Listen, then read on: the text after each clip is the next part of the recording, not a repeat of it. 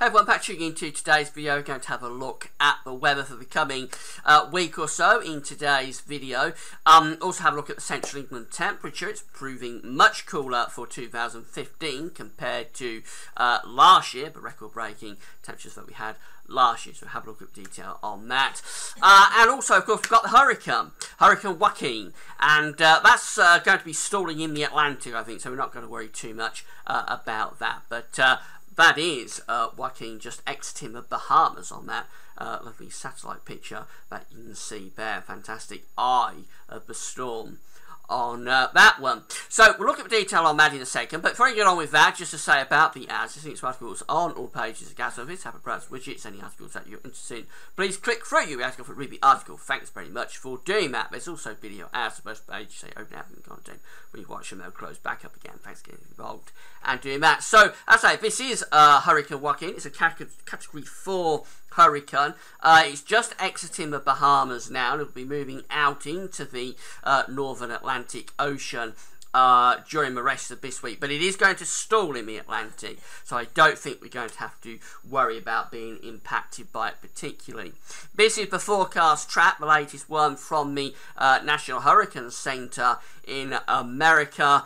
So that is where it currently is, that spot just there. This is its forecast track through the rest of this week, finishing up by the end of the week somewhere around here out to the west of Portugal. It's coming up against high pressure, so in that position it'll probably die a death. It may run through into the Bay of Biscay as sort of an area of low pressure, but I don't think it'll be too impactful, with high pressure tending to keep it at bay. It's a very close run thing though, this. We're having a bit of a lucky escape really. This could have been quite a nasty storm at the end of the week.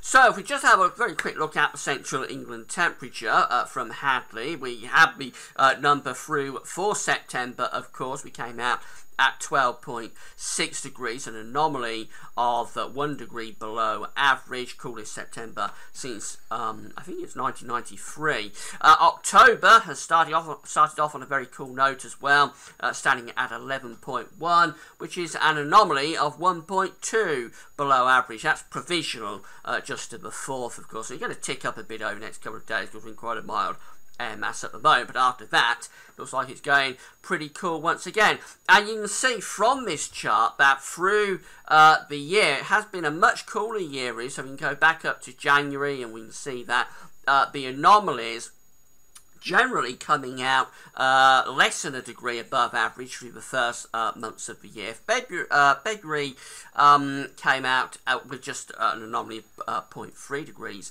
above average, January 0.6, March 0.7, so not deviating too far from normal. April been the warmest month of the year so far, with an anomaly over 1 degree above average, but that's the only one this year really. And then since then, through May, June, July, August, we've generally been around or even a little bit below average, really, until we get to September, which has been our coolest month so far this year, an anomaly of 1 degree below average, and that's continuing into October. So a much, much cooler year this year compared to last year. This is the graph from the UK Met Office that takes us right the way back into the 1700s. Each one of these blue bars here represents an individual year. So we start off over here at around I think it's something like 1870, and we go through to last year, 2014, and you see that is the tallest bar on the graph. So that's the warmest year on record on this particular date set, and it was pretty much the warmest year on record on any data set. Actually, it's a very, very warm year last year. Not sure you can quite make it out, but this green bar just here, that is 2015, and you can see just how much cooler it is compared to 2014. A real collapse in the temperature has taken place this year compared to last year.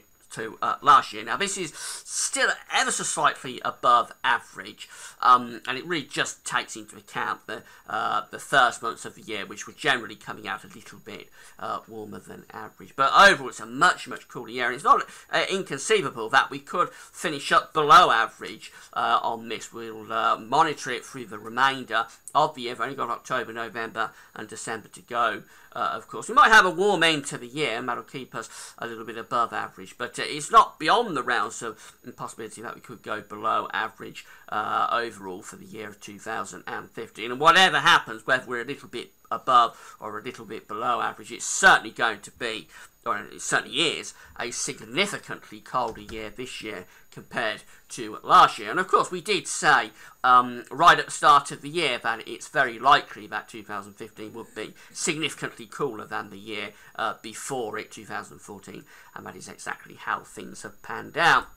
The GFS model is seeing generally quite cool weather going on into October. Now, we're a bit above average at the moment on the GFS temperature and precipitation ensembles. That's where we are right now, in a fairly warm air mass. But through this week, the temperatures are going to be dropping down, so by the time we get through to the weekend, we're going to be below average once again. These are the dates that are along the bottom of the chart, of course. And then you can see the red line here is the 30-year temperature average. You can see that from the weekend and through next week and on into the second week, actually, we're generally staying a bit below average. We're generally staying below the red line. So quite a prolonged cool spell. Looks like it's setting up here for the coming week or two. This is in stark contrast to last year, of course, when October was unusual, especially at the end of the month, which you remember we had a record-breakingly hot Halloween heat wave. That saw the temperatures going above 70 Fahrenheit, quite bizarrely, for the very end of October. So it looks like we're in for a significantly cooler October this year to go along with the significantly cooler year of 2015. In terms of rainfall, not a great deal happening. We've got some rain coming up over the next day or two associated with this these warm temperatures. After that, though, high pressure is building in, and that's what's keeping the ex-hurricane Joaquin at bay. So a lot of dry weather in the second half of the week and on into the weekend. And then a few rainfall spikes coming through next week, but nothing really significantly wet showing up there, actually. Looks like we're going to be in for quite a lot of dry weather. So here's the generic charts, and this is for GFS for Friday. Now, here is ex-hurricane Joaquin, just down here around the Azores and to the west of Spain and Portugal, and it looks like that's where it's pretty much going to remain, because it's got all this high pressure here that's acting as sort of a buffer against that low pressure and stopping it getting in. So high pressure rebuilding in the second half of the week, and that high pressure really takes us through into the weekend. What we're going to notice through the weekend is that an easterly wind is going to start to get up. Now, around the back of this high pressure, there's quite a lot of cold air coming down into western Russia and East Europe. As I always say, at this time of year and into winter, keep an eye on the back of the high, and the back of the high does have quite a lot of cold air associated with it, and usually cold really for the time of year, and some of that's going to get dragged towards us as we go through the weekend into next week. Now, we're not talking about severely cold air, of course. It's only October, not even going to be cold enough for wintry showers, but it will feel chilly. There'll be a chill to the easterly wind, and it could drag in quite a lot of cloud, actually, off the North Sea. So maybe fairly unpleasant conditions, really, as we get through into the weekend and next week. There's the remains of ex-hurricane Joaquin just heading into the Bay of Biscay as we get towards Sunday. Of course, that is going to be a tremendous storm, but it's going into the south of France. They've already had some very devastating flooding through the French Riviera and around the Côte d'Azur over the weekend. With this low pressure coming in, although it's not an intense storm, it's probably not going to give severe gales or anything like that, but it probably will provide more energy for a lot of heavy rain and thunderstorms down across southern France. So maybe they've got to be thinking about the chance of some significant rain coming up again at the weekend and into the start of next week from this ex-hurricane. We don't have to worry about that because it looks like it's going to be remaining under high pressure and still with that easterly wind, probably dragging in quite a lot of cloud and chilly temperatures as well, and that goes on into next week. We end up on day 10, Thursday the 15th of October, still with high pressure very close to the country, but still the winds coming from an east or northeasterly direction. All of the rain with low pressure is down across Spain, Portugal and southern France, so they could be in for a really wet spell actually from the weekend and on into next week. It's one of nature's balancing acts. If you get high pressure in the north of Europe, you tend to get low pressure in the south of Europe, and then vice versa. So if you get low pressure in the north, which is the typical setup actually to have low pressure across northern Europe, you'll tend to get high pressure through the Mediterranean. We've sort of flipped things around at the moment, and that's going to continue into the weekend and next week. So expect to hear more, unfortunately, about flooding across parts of the Mediterranean at the weekend and into next week. ECMWF shows the high pressure building through many northern and western parts of Europe at the end of the week. There's the remains of Joaquin being kept at bay in the Atlantic Ocean. Eventually, that low pressure, that is the remains of Joaquin, just move into the Bay of Biscay, into France, southern France, and northern parts of Spain. We remain under the high pressure, bringing in that chilly easterly wind. As we go into next week, that easterly is maintained. This area of low pressure through France, possibly threatening some rain into the far south and southeast of the country, perhaps. But really, it's mainly dry, but with a chilly easterly wind and all of the rain down through southern and central parts of Europe.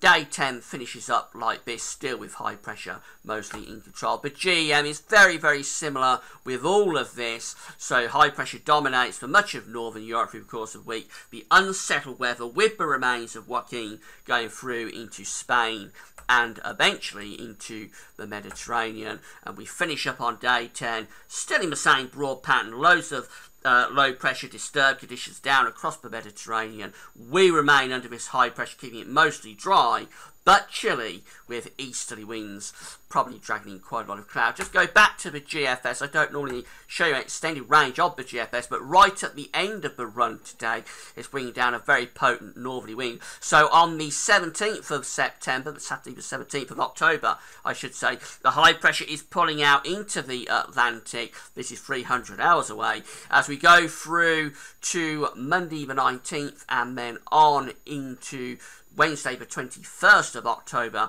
we are pulling down a direct northerly wind by that point. That's our first northerly blast showing up within the model output.